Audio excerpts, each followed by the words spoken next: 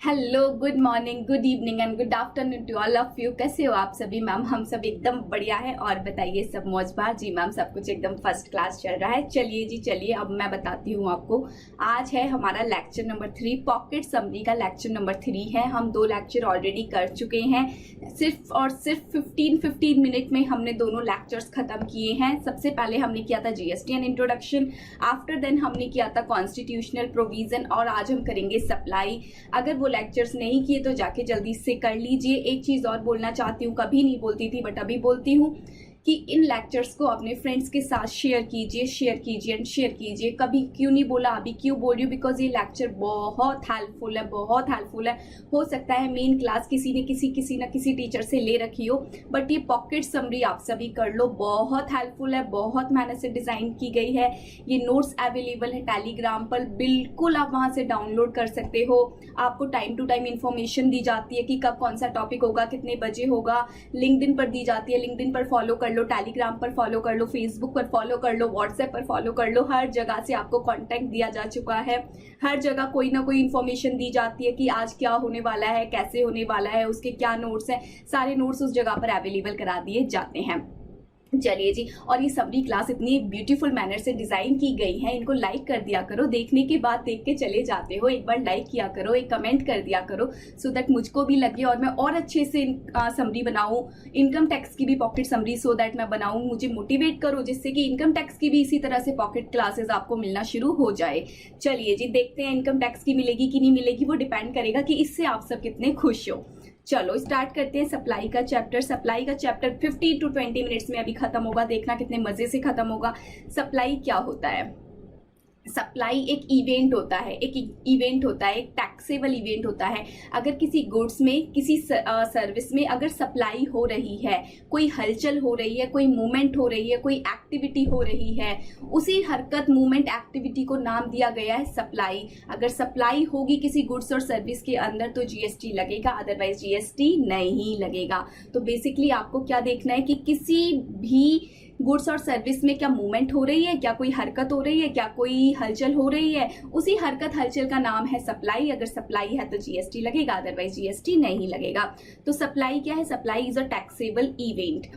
Supply का nature कैसा होता है? सप्लाई इंटर होती है और सप्लाई इंट्रा होती है।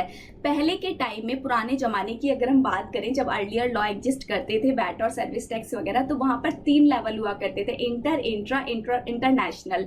लेकिन आज के टाइम में, मैंने अभी आपको पढ़ाया था, जो हमारी फर्स्ट क्लास थी, नहीं सॉरी सेकेंड क्लास थी रिवीजन की, कि वहां पर मैंने आपको ये चीज क्लियर कर बताई थी कि इंटरनेशनल ट्रांजेक्शन को भी इंटर ट्रांजेक्शन बोला जाने लगा है। तो सप्लाई के 2 नेचर होते हैं, एक होता है इंटर और एक होता है इंट्रा। इंटर क्या होता है, इंट्रा क्या होता है? सुनिए जल्दी से। इंट्रा मतलब होता है कि सप्लाई विद इन स्टेट हुई हो, विद इन यूनियन टेरिटरी हुई हो, दैट मीन्स बॉर्डर क्रॉस ना हुआ हो। Delhi to Delhi, UP in UP, UP to UP, मतलब कि यूपी के अंदर ही सप्लाई है, दिल्ली के अंदर ही सप्लाई है, यूपी से दिल्ली नहीं है। तो supply with in state, supply with in union territory. Union territory मतलब कि अंडमान निकोबार की सप्लाई है तो अंडमान निकोबार के अंदर ही हुई हो, उसको बोलते हैं इंट्रा स्टेट सप्लाई। लेकिन इंटर स्टेट सप्लाई किसको बोलते हैं? इंटर स्टेट सप्लाई बोलते हैं जहां पर बॉर्डर क्रॉस हुआ हो, जहां पर बॉर्डर क्रॉस हुआ हो, चाहे वो स्टेट का बॉर्डर हो, चाहे वो यूनियन टेरिटरी का बॉर्डर हो, चाहे वो कंट्री का बॉर्डर हो, चाहे वो स्टेट का बॉर्डर हो, चाहे वो यूनियन टेरिटरी का बॉर्डर हो, चाहे वो कंट्री का बॉर्डर हो। मतलब कि एक स्टेट से दूसरे स्टेट में, एक यूनियन टेरिटरी से दूसरी यूनियन टेरिटरी में, एक कंट्री से दूसरी कंट्री में, एक स्टेट से दूसरे यूनियन टेरिटरी में। तो अगर सप्लाई इस तरह से हुई है, जहां पर बॉर्डर क्रॉस हुआ है, उसे बोला जाता है इंटर। जहां पर बॉर्डर क्रॉस नहीं हुआ उसे बोला जाता है इंट्रा। इंट्रा पर जल्दी से मैसेज कीजिए और बताइए फर्स्ट की कौन सा टैक्स लगता है, अगर आपको याद है तो। मैम इंट्रा पर टैक्स लगता है अगर स्टेट में विद इन स्टेट ट्रांजेक्शन हो रही है, तो मैसेज करो जल्दी से 30 सेकेंड में। स्टेट में अगर ट्रांजेक्शन हो रही है तो लगता है सीजीएसटी, एसजीएसटी, एंड अगर यूनियन टेरिटरी में ट्रांजेक्शन हो रही है तो लगता है सीजीएसटी एंड यूटीजीएसटी। अब बताइए जल्दी से कि ये जो सीजीएसटी होता है ये किसको पेबल होता है? Ma'am CGST payable to the central government, SGST payable to the state government, union GST बताइए किसको पेबल होता है? मैम यूटीजीएसटी पेबल होता है एडमिनिस्ट्रेटर्स ऑफ यूटीजीएस, यूनियन टेरिटरी। ये चीज भी आपको मेन क्लास में डिटेल में बताई थी, बट अभी याद करने के लिए लिख दिया कि यूटीजीएसटी पेबल होता है एडमिनिस्ट्रेटर्स ऑफ यूनियन टेरिटरी।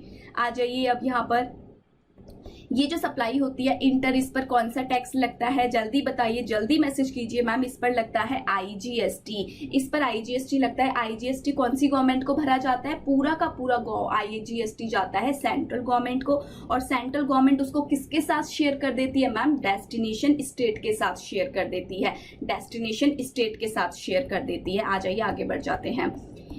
उसके बाद ये पेज नंबर 7 है, पॉकेट समरी का page number 7। Most most most important chapter चल रहा है अभी, बहुत इंपॉर्टेंट चैप्टर है, बहुत एमसीक्यू बनने के चांसेस हैं इसमें से, एग्जाम ओरिएंटेड फुल हम रिवीजन कर रहे हैं। सेक्शन नंबर माइंड में फिट कर लेना, सेक्शन नंबर 7 आपको याद रहना चाहिए, मैंने आपको क्लास में याद करा रखा है। Section number 7 meaning and scope बताता है। मीनिंग में ये क्या बताता है कि जो सप्लाई है, सप्लाई में सेल आता है, ट्रांसफर आता है, बर्टर आता है, एक्सचेंज आता है, लाइसेंस आता है, रेंटल आता है, लीज आता है, डिस्पोजल आता है। इन सब टर्म्स का क्या मीनिंग है वो यहाँ नहीं खोलूंगी, ऑब्वियसली वो सब तो आपको आता है, ऐसा मैं मान रही हूँ। मैं तो सिर्फ यहाँ पे रिकॉल करा रही हूँ, अगर नहीं आता तो सारी की सारी क्लासेस यूट्यूब पर है, जाके देख लीजिए। सप्लाई का मतलब क्या होता है, कोई भी हलचल, कोई भी मूवमेंट, सेल हो रहा है। अगर मैं इस पेन की सेल कर देती हूँ तो क्या मैंने सप्लाई की, जी हाँ की। मैं इस पेन को आपको ट्रांसफर कर देती हूँ तो क्या मैंने सप्लाई की, जी हाँ की। अगर मैं इस पेन को आपको देके आपसे वॉच ले लेती हूँ तो मैंने क्या किया, बर्टर, वो भी सप्लाई में कवर होता है। मैंने ये पेन आपको दिया, बदले में थोड़ा सा पैसा ले लिया और एक आपकी वॉच ले ली, तो उसे क्या कहते हैं, एक्सचेंज, वो भी सप्लाई में कवर होता है। लाइसेंस मैंने आपको बेचा है कि ठीक है मैं आपको परमिशन देती हूँ कि आप मेरे बिहाफ पर ये काम कर सकते हो, उस चीज का मैंने आपको लाइसेंस दिया, बदले में आपसे कमीशन ले लिया, वो चीज भी यहाँ पर कवर हो जाएगी। रेंटल्स, मैंने अपनी कोई प्रॉपर्टी आपको रेंट पर दे दी, लीज पर दे दी। डिस्पोजल, मेरे को कोई वेस्ट पड़ा था वो मुझे डिस्पोज कराना था, उस डिस्पोज को कराने के लिए, उस डिस्पोज को जब मैंने दिया तो डिस्पोज में आपने मुझे पैसा दिया। मैंने कबाड़े का सामान आपको बेचा, आपने मुझे पैसा दिया। या फिर एक सिचुएशन हो सकती है जहां पर मैंने आपको सामान दिया और आपने कहा कि इसको डिस्पोज करना पड़ेगा एज पर रेगुलेशन, तो उस केस में मैंने आपको पैसे भी पे किए। तो आपके हैंड्स में वो क्या बन गया, आपके हैंड्स में सप्लाई बन गया कि नहीं, जी मैम सप्लाई बन गया। क्यों, क्योंकि मैंने आपको डिस्पोज भी दिया और पैसे भी दिए। आपने मुझे सर्विस दी, कैसी सर्विस दी, उस डिस्पोज को पूरी तरह से डिस्पोज करने की, उस वेस्ट को डिस्पोज करने की। डिस्पोज करते हैं ना, जो हमारा वेस्ट होता है उसको हम एज पर रेगुलेशन वेस्ट करते हैं, कहीं जो पॉल्यूशन होता है हमारा उसमें अफेक्ट ना कर जाए, इस वजह से। चलिए जी आगे बढ़ जाते हैं। सप्लाई के 2 लेवल होते हैं, सप्लाई फॉर कंसीडरेशन होती है और supply for not for consideration होती है। मतलब कि ऐसी सप्लाई जिसके पीछे पैसा छिपा होता है, ऐसी सप्लाई जो कि फ्री में कर दी जाती है, जिसके पीछे कोई भी पैसा नहीं होता। मैम पैसा का मतलब सिर्फ मनी होता है क्या, नो बिल्कुल भी नहीं। पैसे का मतलब मनी भी हो सकता है, काइंड भी हो सकता है। अगर किसी चीज के पीछे मनी है तब भी वो कंसिडरेशन है, अगर काइंड लगा हुआ है तब भी वो कंसिडरेशन है। लेकिन जिसके पीछे ना काइंड है ना मनी है वो कहा जाता है कि विदाउट कंसिडरेशन। चलिए जी सुनो, क्या सप्लाई के पीछे कंसिडरेशन है तो हम उसको सप्लाई बोलेंगे। तो ये 2 कंडीशंस हैं, सुनो। सप्लाई के पीछे अगर पैसा लगा हुआ है तो उसको हम हमेशा सप्लाई बोलेंगे, उसको हम हमेशा सप्लाई बोलेंगे, बशर्ते कि वो जो सप्लाई है वो बिजनेस के लिए होनी चाहिए, बिजनेस की ट्रांजैक्शन होनी चाहिए, बिजनेस के रिलेशन में होनी चाहिए। एग्जाम्पल, मेरे घर में एसी लगा हुआ है, एसी खराब हो गया, मैंने एसी निकाल के कबाड़ी वाले को बेच दिया, मुझे बदले में पैसा मिला, क्या उस ट्रांजेक्शन को मैं ये बोलूंगी कि मैंने बेचा है तो जीएसटी लगना चाहिए? नो। क्यों? क्योंकि वो मेरे घर का एसी या बिजनेस का एसी नहीं। डोमेस्टिक ट्रांजैक्शन की यहाँ पर बातें हो रही है। अगर हम विद इंडिया में कुछ भी बेचते हैं और अपने बिजनेस का बेचते हैं तो वहां पर जीएसटी की बातें आती हैं, चाहे वो गुड्स हो चाहे वो सर्विस हो।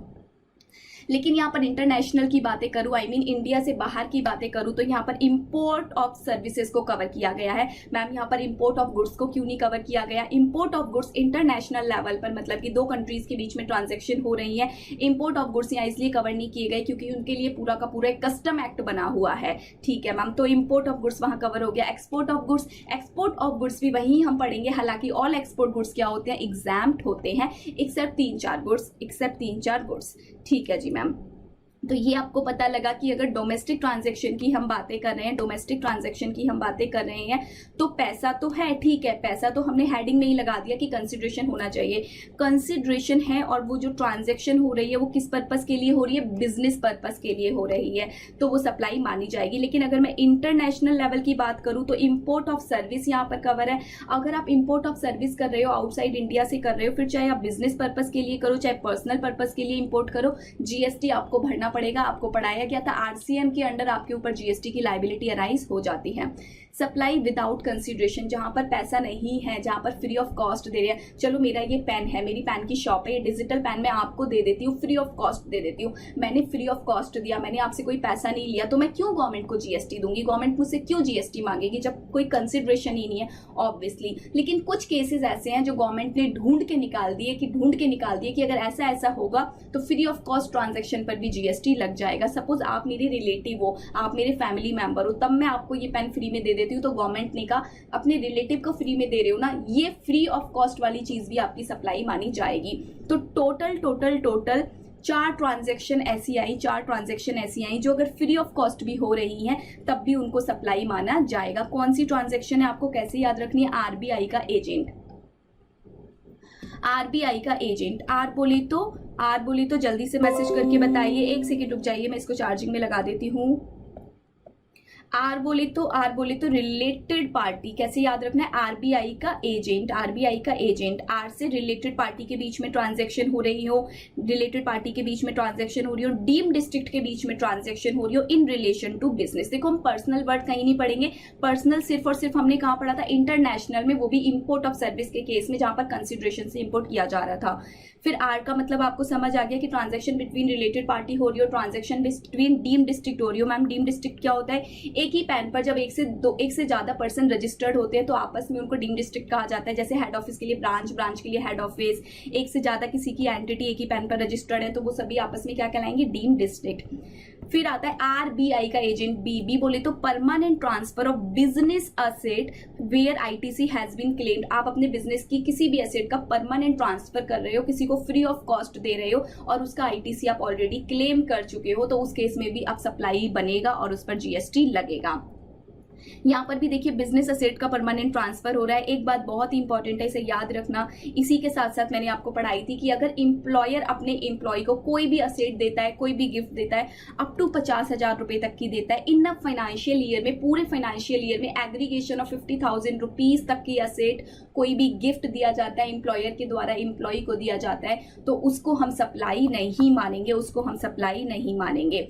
कितना हो गया? आरबीआई, आई पर, आई का मतलब होता है इंपोर्ट ऑफ सर्विसेज। अभी हमने इंपोर्ट ऑफ सर्विस पढ़ा था, लेकिन वो विद कंसिडरेशन पढ़ा था। अब भी पढ़ रहे हैं इंपोर्ट ऑफ सर्विस, लेकिन अब पढ़ रहे हैं फ्री ऑफ कॉस्ट। आपने विदाउट कंसिडरेशन सर्विसेज लिए हैं, और सर्विसेज अगर आपने अपने रिलेटेड पर्सन से लिए हैं और अगर आपने अपने बिजनेस पर्पस के लिए लिए हैं, अगर ये तीनों कंडीशन पूरी हो जाएंगी तो वो घटना आपकी सप्लाई मानी जाएगी, अदरवाइज नहीं। जैसे कि अगर आप इंपोर्ट ऑफ सर्विस कर रहे हो, फ्री ऑफ कॉस्ट कर रहे हो, लेकिन अनरिलेटेड पर्सन से कर रहे हो और बिजनेस के लिए कर रहे हो, तो फिर उसको सप्लाई नहीं माना जाएगा, क्योंकि फ्री ऑफ कॉस्ट है ना।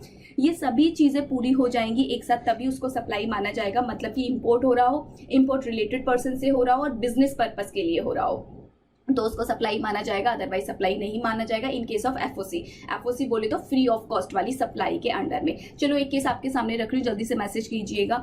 इंपोर्ट ऑफ सर्विस कर रहे हो, अनरिलेटेड से कर रहे हो, बिजनेस पर्पस के लिए नहीं कर रहे हो, पर्सनल पर्पस के लिए कर रहे हो, बताइए मैम ये सप्लाई नहीं बनेगा, क्योंकि ये इन वाली कंडीशन में कवर नहीं हुआ। आ जाइए आगे बढ़ते हैं। हमने अभी तक क्या किया? ये आरबीआई का एजेंट हमने किया। आई के बाद हमारा ए रह गया। ए बोलता है एजेंट की बातें। एजेंट और प्रिंसिपल के बीच में ट्रांजैक्शन हो रही है। एजेंट प्रिंसिपल को गुड्स दे रहा है, प्रिंसिपल एजेंट के लिए काम कर रहा है, तो इन दोनों के बीच में जो गुड्स से रिलेटेड ट्रांजैक्शन की जा रही है उन ट्रांजैक्शन को सप्लाई माना जाएगा। आरबीआई का एजेंट आपने पूरा पढ़ा, ये वो सारी ट्रांजैक्शन थी जो फ्री ऑफ कॉस्ट है, फिर भी हम इनको सप्लाई मान रहे हैं। इनके अलावा कोई भी ट्रांजैक्शन जो कि फ्री ऑफ कॉस्ट होगी पर हम उसको सप्लाई नहीं मानेंगे। ये सारी चीजें कहां पर डिफाइन थी? शेड्यूल नंबर 1 में। ये शेड्यूल नंबर 1 आपको याद रखना है। आ जाइए पेज नंबर 8 पॉकेट समरी का। इसमें अब हम पढ़ेंगे एक और चीज। अभी तक हमने क्या सीखा कि कौन सी चीज सप्लाई बनेगी, बट अब ये सीखेंगे कि कौन सी चीज सप्लाई नहीं बनेगी। उसके लिए हमारे पास एक शेड्यूल होता है, शेड्यूल 3, कि कौन सी ऐसी ट्रांजैक्शन है जो कि नाइदर सप्लाई ऑफ गुड्स है और नॉट सप्लाई ऑफ सर्विसेज है, मतलब कि वो सप्लाई ही नहीं है।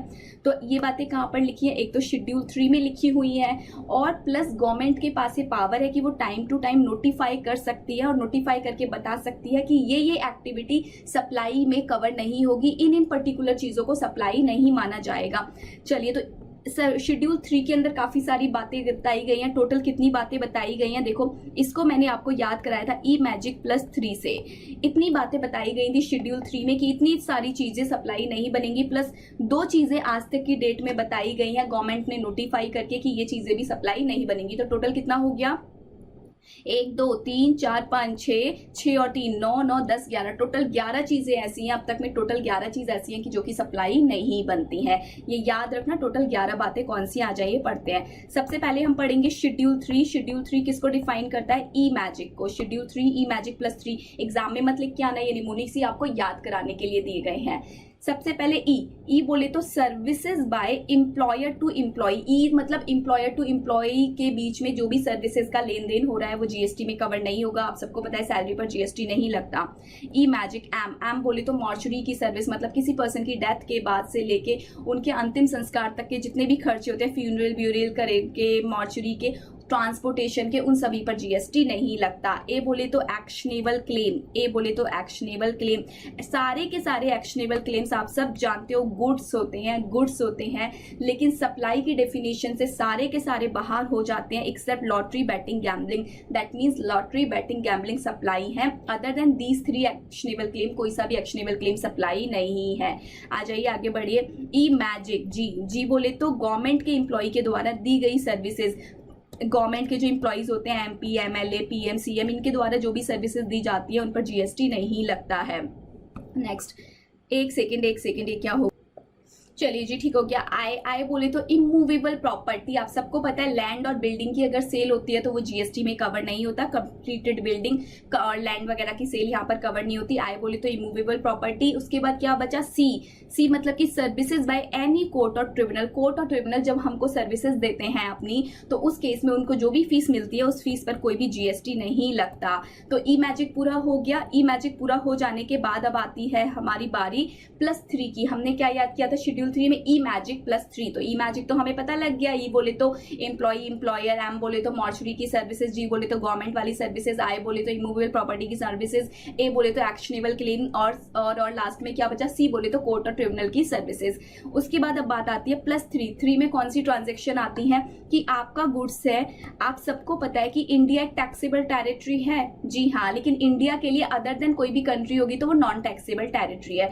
तो गुड्स आता है एक टैक्सेबल टेरिटरी से दूसरी एक नॉन टैक्सेबल टेरिटरी से दूसरी नॉन टैक्सेबल टेरिटरी में विदाउट एंटरिंग इनटू इंडिया। एक बार थोड़ा सा एक्सप्लेनेशन दे देती हूँ क्योंकि कराए हुए टाइम हो गया तो आपको शायद याद ना आए।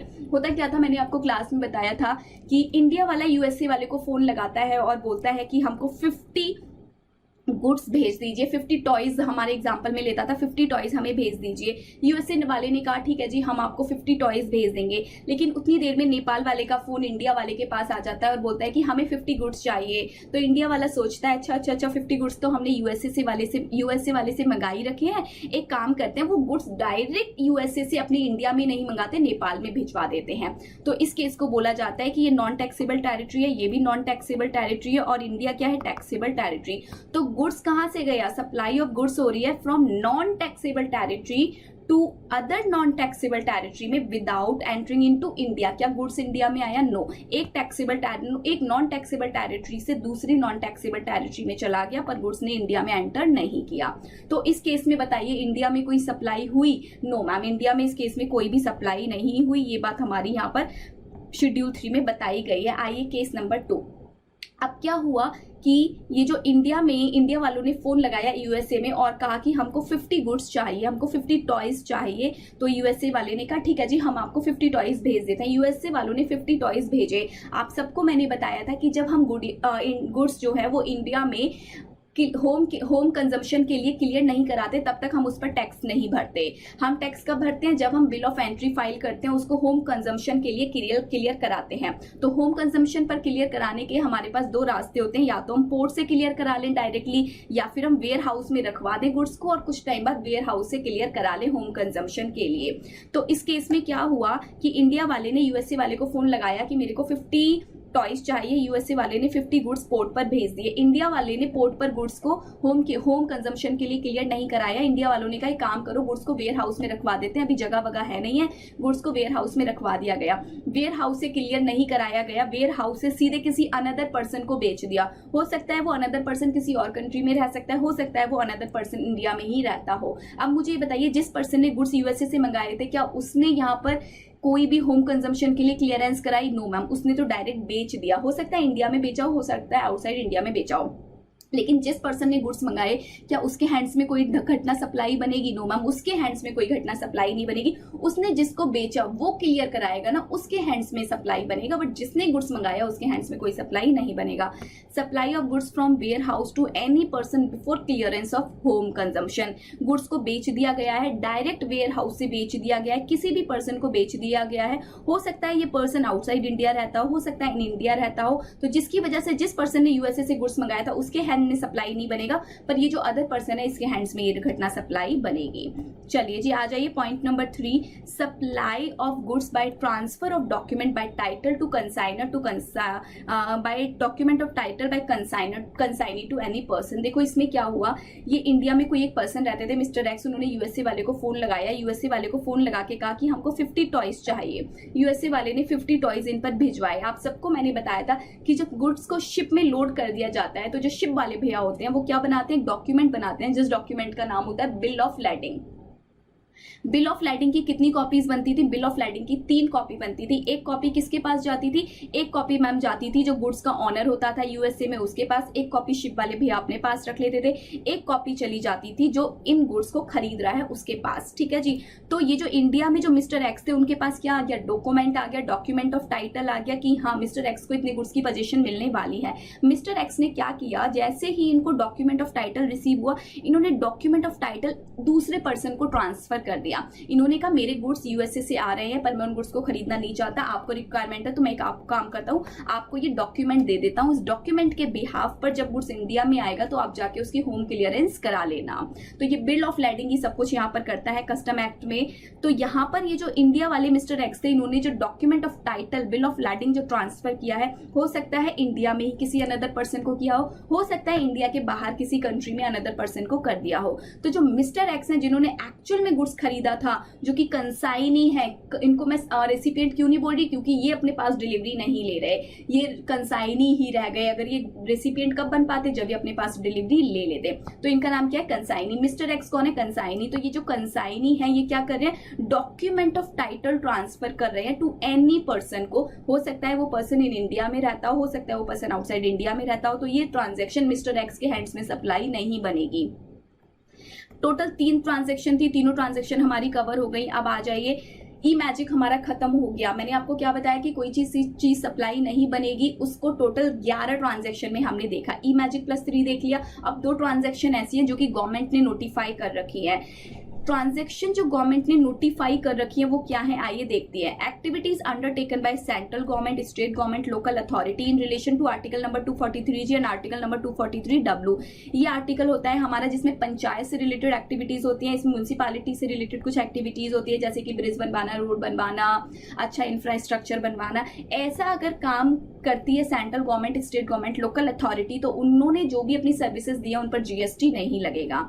नेक्स्ट, अगर स्टेट गवर्नमेंट कोई भी लाइसेंस दे देती है, किसी को लाइसेंस दे देती है कि ठीक है अब आप अल्कोहलिक लीकर बेच सकते हो, तो ये जो लाइसेंस स्टेट गवर्नमेंट के द्वारा दिया जाता है, इस पे कोई ना कोई पैसा लिया जाता होगा, फ्री में तो देगी नहीं। जी मैम, बिल्कुल फ्री में नहीं देगी लाइसेंस। तो उस लाइसेंस की जो सप्लाई की जा रही है स्टेट गवर्नमेंट के द्वारा, उसको हम GST के लिए सप्लाई नहीं मानेंगे। ठीक है जी। मैम एक डाउट आ गया, आप तो कहते हो कि अल्कोहलिक लीकर GST की दुनिया से ही बाहर है। हाँ, अल्कोहलिक लीकर GST की दुनिया से बाहर है, बट मैं यहाँ पे किसकी बात कर रही हूँ, लाइसेंस की। और लाइसेंस को भी इन्होंने सप्लाई नहीं बनाया, लेकिन कब, जब उस लाइसेंस को स्टेट गवर्नमेंट बेच रही है तब। नेक्स्ट, शेड्यूल 1 हो गया, शेड्यूल 3 हो गया, गवर्नमेंट वाली एक्टिविटी हो गई। अब क्या हुआ, आप सबको देख के समझ आता है कि कौन सी चीजें गुड्स बनती है, कौन सी चीजें सर्विस बनती है।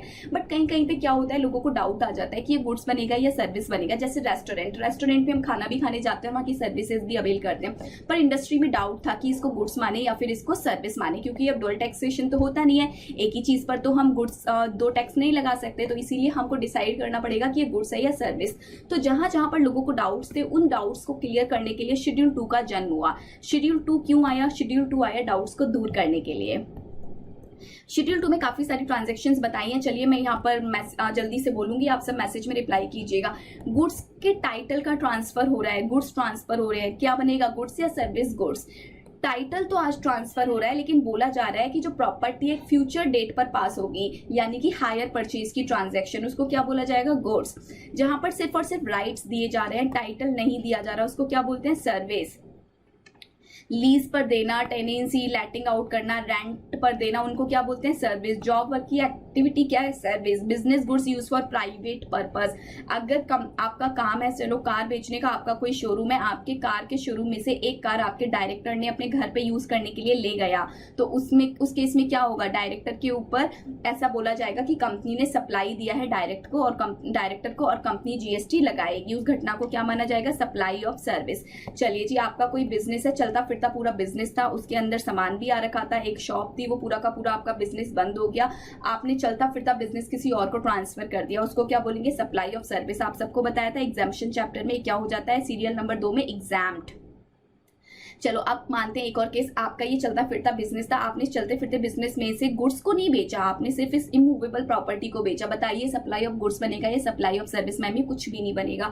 आपने इस चलते फिरते बिजनेस में से प्रॉपर्टी नहीं बेची, सिर्फ और सिर्फ गुड्स बेच दिए, बताइए क्या बनेगा मैम? फिर ये सप्लाई ऑफ गुड्स बनेगा।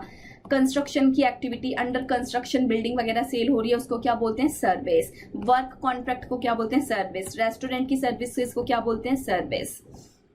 आ जाइए आगे बढ़ जाते हैं। एक लास्ट टॉपिक अब हमारा बचा है इसमें, कंपोजिट सप्लाई किसे कहते हैं और मिक्स सप्लाई किसे कहते हैं? आप सब जानते हो कंपोजिट सप्लाई मतलब नेचुरल बंडल। एक एग्जांपल देती हूँ, जब आप फ्लिपकार्ट से शॉपिंग करते हो तो आपने सपोज करो एक शर्ट परचेज की, तो उस शर्ट पर आप पे शिपिंग चार्जेस भी लग जाता है, इंश्योरेंस चार्ज भी लग जाता है और आपको पूरा पैसा भरना पड़ता है। और इंश्योरेंस फ्लिपकार्ट कंपनी ने क्या बना रखा है? उसका एक बंडल बना रखा है। क्या बना रखा है? बंडल।